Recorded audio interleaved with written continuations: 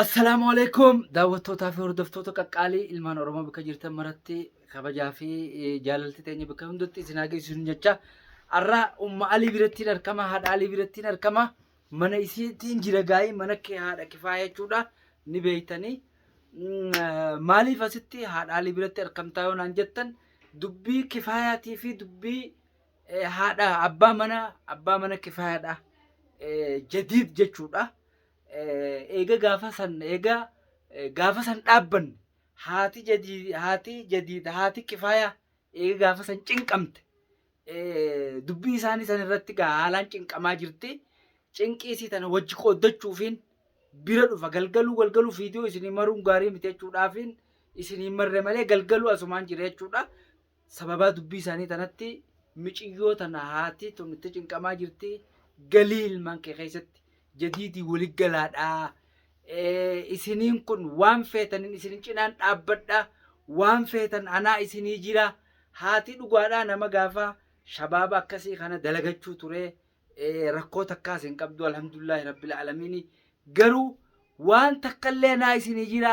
Hin cinqaminaa wanni takkallee naafi rabbi irratti barbaaddadhaadha. Walii galaadhaa isinummaa wajjinaa jiraadha jettee haati kadhachaa jirti. Anillee walumaaniin itti lafaa jirra. Asumaanuma daawwattoota keenya kana waan itti jirtu maalirra adda bu'uu ammoo jarri kun dubbiin isaaniitu mataa si wareersiti mee daawwattoota ni asirraatti himu hedduu leennoon kana jeef dubbillee si dheeradhe daawwattootaatu isaan kana beeka sirritti daawwattoonni beeka isaas asirraatti himanii daawwattoonni asirraatti himanii. Haasi gargaaranii waligalaa ilmaan keessan guddifadhaadhaa asirraa jedhaniini nuti naafisii fi ollaan kunis dadhabnee jirra. Haasi gargaara namni nama gargaara keessaan asirraatti himanii mee asirratti daawwattootaan na gargaaraa jiifirraatti himi. Fitinaa itti keessa jirtu tan. Assalamualaikum warahmatullahi wabarakatuh. Isinin jaa daawwattoota fi dhaggeeffattoota chaayinaala kanaa jirra jirtuun isinin jaa gaa nagaa walitti deebine kunoo alhamdulillahi rabbil aalamiin rabbiin nagaa waliin nu deebise warra kana bara nagaa walii ture yaada walii ibse wal gargaarus rabbi nu haa godhu gaa rabbiinis nu haa gargaaru isinin jaa akkasi gaa jadiidii fi kifaayaa walitti deebi'aa jechuun rakkoodha qabdi bultiin teessan hin diigamin jechuun rakkoodha qabdi. Rakkoo kan qabdu. Aartee mana raabaatee innillee bakka duraan itti fuudhee mana fareeffatee jira duraan isin hime jarri kun gaa haala adda bahiinsaarra haala halayyaarra waliin jirani nutillee afaan nu goggogee manguddoon taan dhufan abdii faan dhufan namni hundi dhufe Mustafaallee dhufe gaa jedhiti Sayid qofaa tasiin jirre malee manguddoon teenya hin hafne gaa silaa Sayid dhaga'anii beeka silaarra Sayid as jiraate biyya jira malee dila kanan dhibdu. Sayidii sin jiru gaa Sayid soogidda keenya kan warra sanaadhaati rabbiin bakka jirutti gaa malee kan kayrii isaa yaadatu isaa fi haadha mana isaatu warra nama gaggaariidha turani akkasitti gaa Sayidoon sin jiru gaa yokono namnis gaa mashquulaa bititu biyya lolaati isaa malee deddeemuunis hin taatu akkasitti gaa namni nu dhufee sin jiru manguddummaarraa karaa yuutuubaraatiin Abdinaasirillee dhufee ture guyyaa takka akkasitti deeme dadhabee akkasitti gaa kuno itti jirra nuti kuno gaa uummata lamaan kanaan na wajjin jira manguddoon nama lamaatu na wajjin. Anaa fi Khadiiriitu asuma gaa ollaa kana jirra asitti as baanee isii tanallee. Kanarraan dhaabbannee eegalleerraa hanga dhumaatti gaasii wajjin turre jaane waan takka irraa isinii maru jirra waan kaan karaa keessaatiin itti jirra gaa daawwattoota keenya. Akkasitti uummata kana dadhabnee jirra gaa galaa walitti deebi'aadha. Nu gargaaraadhaatti hima walitti deebi'aa jiru ilmaan xixiqqishoo. Aadaa fi abbaa isaa Itoophiyaa dhufa isaas isiidhaas namni biraa waan nuti naasoo inni kana ni haasa heeraa fi seerrillee waanuma takka kanuma takka haasawa shari'aa jiru jirru kun obboleeyyanii jechuudha. Heera shari'aa seerri takkuma jechuudha. Mana heeraatis dhaqan isaan mana heeraa fa'aa fixachuu fedhan nuti bitituun biyya akka taphaatti keessa badu namni hin barbaanne nuti mana seeraatis walaa harkisu. Heerana dhayneetti fixannaa jaanii. Seerallee waliin geessitu Oromoon heerumaan fixatti malee heerumaan fixadhaadhaa. Lakki waan walii jaamnaa jaan waan ijaaminaa waan keessan nutumaa asuma fixadhaa inni kadhachuu jirra gaa'e daawwattoonni keenyas kamii rabbiin isin haa gargaaru. Meegaa nurraa. Daawwattoonni hedduu jadii beektan hedduu kifaaya beektan li'annoo nuti asii wajjii qaamaan jirra namni wajjin jiru tokko dilas namni wajjin ture kabajaa xiqqishoo wantiidha. Mee daawwattoonni kun hogguunii fi keessaan barreessaa fi hadaraa walitti deebi'a. Hadaraa waan kute dhiifama walii godha. Afoo itti waliin jaa. Jeeni lolee namni dhararamne namaa miti. Arra jiidhes kaara jirus boru hin jiru. Kaara jirres ni dhalata. Kadhalates ni du'a. Addunyaa tana harka qullaarraa deemanii waan ilmaan ijoomsanii ni kaa kanallee cinqanii olii gadi hin cacahanii ni kaan cinquu hin ta'u. Tuttuquus hin ta'u. Dhugaa wal dhabanii rakkoo guguddoo isaanitti dhufe. Mucayyoon baddeetti kun asii kalee dhuftee xiqqishoo asirraa daawwattootaaf yaada ibsitee yaadaan isaanii ibsitee xiqqoo ibsitee fi kuttee dhibbumarraa dhibbatti isaan kun walitti addaan akkuma dhufettu isiin harkanne akkuma dhufettu wajjin hin teenye akkuma dhufettu jadiid akkuma dhufettu isiidhaan haadha mana isaa tanaa wajjin wal harkee wal qunnamee gammachuu takkallee wajjin hin ibsanne nutulleen hin gammanne akka Itoophiyaa dhufetti gammachuun inni gartee haadha mana isaati wajji ibsachuu dhabeessan nutis akkuma isa dhukkubsite nu dhukkubsite nu teenyaafu rakkoo biraa keessa way waan keenya tanaafi haati kifaayatis way waatan dhiifne haadha akka walitti dhiisen jenne haadhaa tukka gartee dubbii tana quba qaba kan jenneefin alla jaanii tolla jaan amma durallee dubbii tana sirmaafin jee ragaa bahuudhaafiif fakkeenyaaf namni qiyaasa isii way waachaa jirtu qiyaasa isiin iddoo cinqamaa jirtuun harkaafin daawwattootaa fi hordoftoota kan nu gargaara haadhaa fi namni ollaa jirtu akka qiyyaa kunis waliinuu dadhabaa jirra daruurii kifaayatti barreessaadha kifaadha dubbiin keessa jirti kifaayaan akkuma dhuftetti wannata kifaaya barreessaadha kifaayaadhaan keessaan kifaayaan wajji nu gargaaraadha yaada juudhaafi naafi haati alerra isin as baate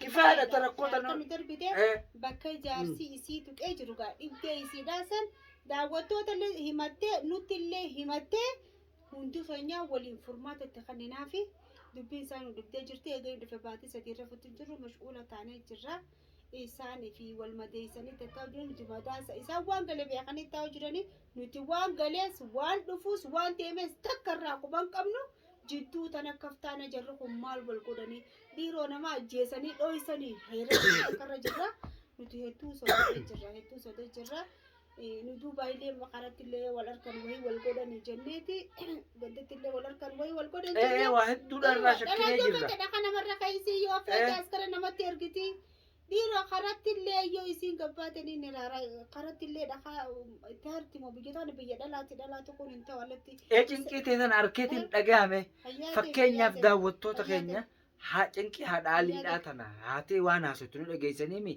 haadha gargaaruu dandeessan kifaayaa tana kadhattanii jechuun kifaayaa tana qabuu dandeessan daawwattoonni nama yuutuuba qabu kana ni qaba ni danda'a qabuu dandeessan qaba jadiidis qabuu dandeessanii kifaayaas qabuu dandeessan haati cinqamaa jirti haasawus ni dhageessanii ni dhageessan haadha waan isin haasawaa jirtu haatiin tana dhaltee isa rafti gaanii rafu akkana bakkatti raftuun qabdu haatiin tana dhaltee intaltee hogguu takka heerumtee gaa'ila horatte gaa'ila mana sii abbaa mana siiti wajjin ilmaan sii guddii akka irraa guddifachuu feeti akka mana sii keessatti irraa jiraachuu feete haati ilmoo dhalte haatiin tana dhalte jechuudha asumaanuu daawwattoota keenya kabajamtoota keenya nutis arra kifaaya fi jadiid isin bira qaamaan jiraachuu baatan ni agartan galgalaa ganama agartan jennee yaan